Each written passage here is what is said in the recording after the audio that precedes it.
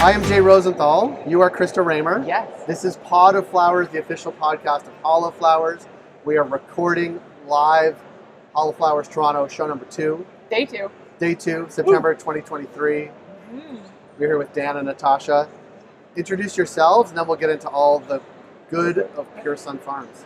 Okay, I'm Natasha Perkins. I'm the Director of Product Innovation at Pure Sunfarms. And I'm Daniel Johnson. I'm the Regional Manager for Ontario and the Atlantic. Nice. And thank you for having us. We are excited to have you. I'm like a little fanboy of Pure Sunfarms. We were just saying, they're like the OG consistency in the market. Yes, and they were we're talking about them as if they're not in front of us. They were consistent when others weren't. And that created a real strong vibe with consumers. Do I have any of that wrong? No, the only thing I would add to that is because the industry is so new, it's constant evolution. We're always focused on improving. Yes, we want consistency, but we know there's always an opportunity to make it better. Yeah. But yes, we want to deliver consistency. Yeah. And with that consistency, I mean, it wasn't just about consistency. It's consistency and quality and all the same thing, and brand and the relationships you had at retail and all those things. And the expansion of the brand to other products was hyper successful, but based on that consistency and quality from early days. Like, talk a little bit about that evolution, and then we'll get into sort of what's happening now. Sure, absolutely. We started as Pure Sunfarms, a single brand, a branded house, and then over the last year or so, we've evolved into a house of brands. And so we've introduced Soar, which is our Core Plus brand. We have Super Toast, which is a very lighthearted, convenient product-focused brand. Pure Sunfarms still remains our rock, flower first. And then we have Fraser Valley We Co, which is all about bulk buy, bulk high. We know we can't serve every single consumer with a single brand, which is why we've evolved and added more. Yeah, and that ecosystem of brands from a retailer perspective, even my reps out on the road, being able to provide different price points, different categories from mill to flower to pre-roll to vape, offering live resin, offering high quality distillate.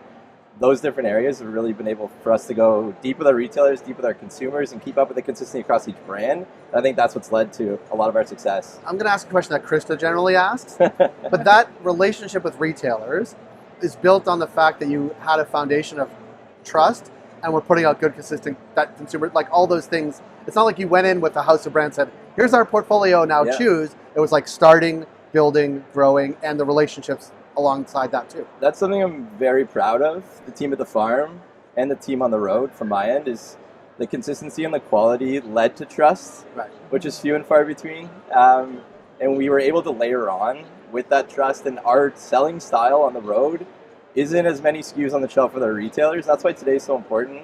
I preach every day to my team, consultant-based selling. Right SKUs, right brands, right store, right area of Ontario. Fraser Valley, perfect example. Over exceeds expectations in the north, the far east and the far west. When we're downtown core, Soar is perfect. Pineapple got 1x1 gram pre-rolls, convenience are king. Our vapes, we really try to authentically put the best products on the shelf for our retailers. My reps have been on the road, the same reps for 2 years, which is exceptional. And they're there because the retailers trust them. They're bringing in the right products. We give them products that don't move, they don't trust us. That's our number one goal. Yeah. You did something, and like 4.5 years ago, I was in market. I was like merchandising retail stores. Things have changed, but you had a physical presence in the stores at that time that was mobile, and you could take apart the display to fit it into things. And you had retailers leveraging those pieces in their own displays, maybe not even attached only to your brand, but just like as a touch point to make a case look beautiful.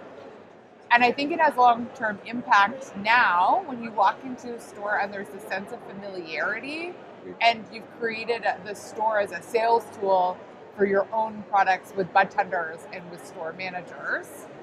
When you're talking about consulting selling and showing up in that way, how do you approach the store as being like a physical tool to support the team to sell the product, not just the customer to view the product? Yeah, I think each store is unique, and we've got 1,700 of them, from footprint to demographic to who's buying our products, and then the brand team being a very brand-forward licensed producer. backing up with the trust of not only what's inside the bag, what's outside the bag, what we put on your shelves. Less is more. Being able to do a lot of the pieces that we do in modular sizes, from a small 10 by 10 square foot store to a one plan of 100 by 100.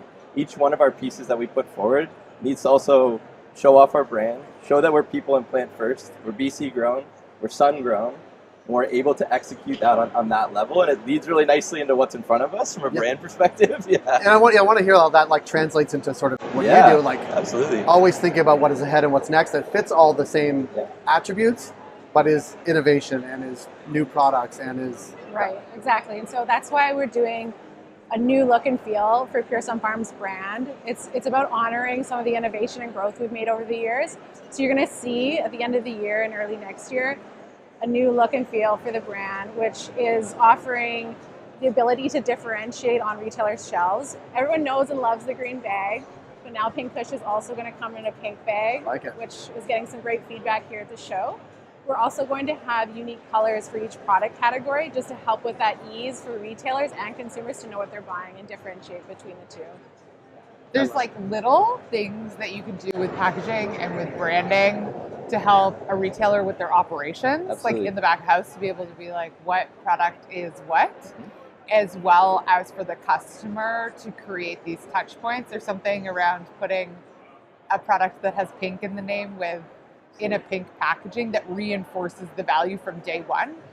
And I think that's some of the research that happens outside of the cannabis industry that doesn't always get applied into this space necessarily. There's a lot of complaining about packaging.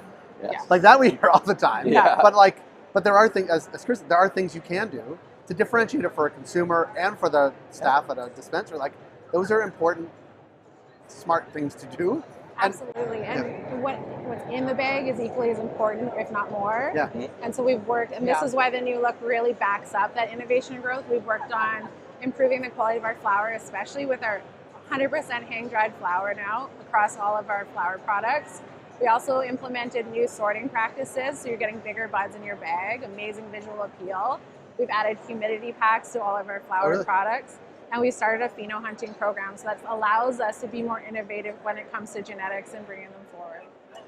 Can I ask a question? So that's obviously by a corporate, and your desire to be innovation, right? To be innovation first. Does that also come from the field team to say, look, it's much more competitive out there. We need to be doing these things all the time. Natasha, let's do it, right? Like up and down. One of my favorite things about Pure Sunfarms is the ability to listen to what's happening on the road, on the street level. We visit every single 1,700 accounts every 90 days in Ontario, face to face. That's all the way up to Manitoba, all the way south to Niagara. And that feedback weekly goes to our leadership team.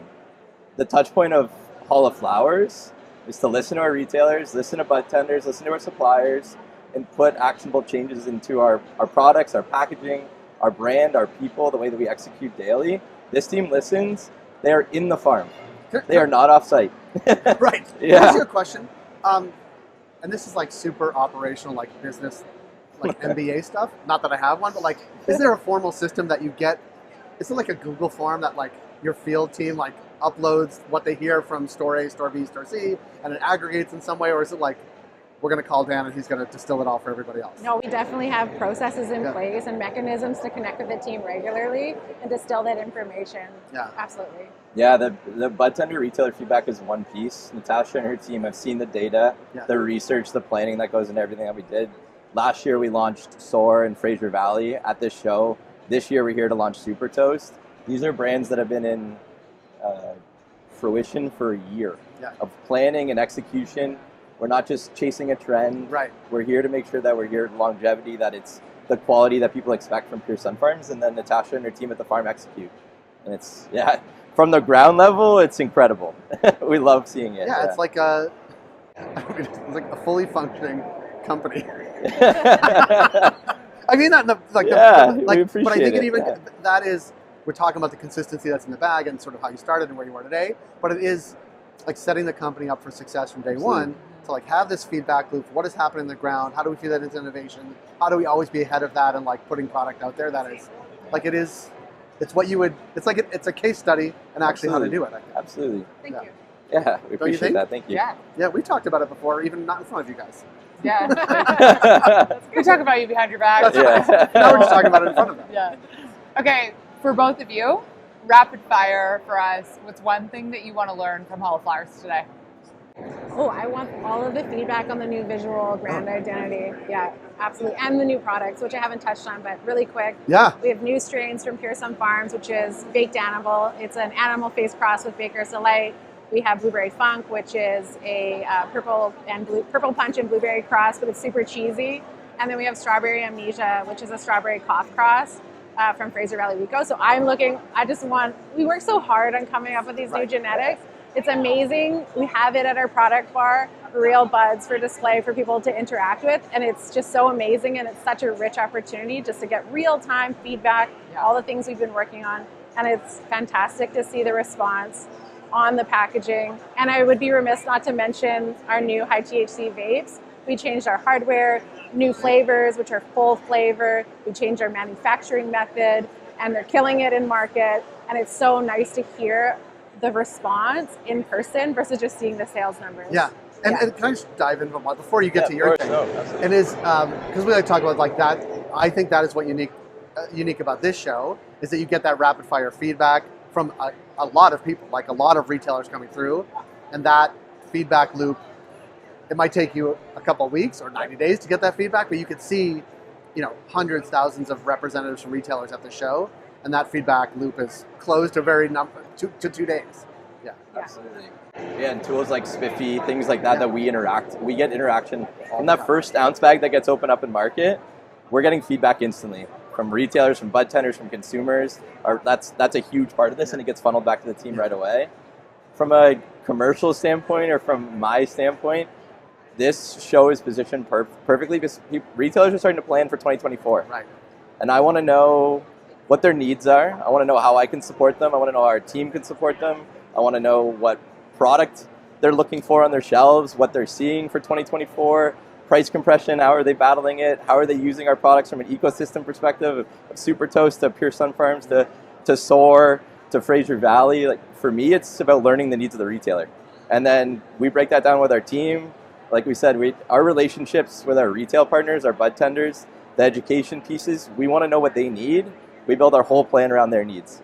And this opportunity in the next 90 days, January 1st hits. Which is scary. My hands are cold, but yeah, but it's coming. Yeah. And having that conversation of what are you doing in 2024 and setting a plan. I joined from CPG, and the planning process for me in cannabis is a little bit different. Yeah. So learning and putting those plans in place and executing with retail partners, we're here to make sure that these stores keep open, that they're thriving, our consumers are happy, our bud tenders are happy, our retail stores are happy, our reps are happy. We're just so positive about the Ontario community, and it's just these shows make that they make it happen and make it happen for us. So thank you. Thank you. No. Yeah. We really enjoyed this conversation. Thank you so much for stopping by. Thank you for being on the show. And good luck as you plan for 2024. Thank you. Come visit us at the farm anytime. Yeah. We're booking our flights right now. All right. Thank you. Great. Thank you. Thank you. Thanks, guys. Thanks.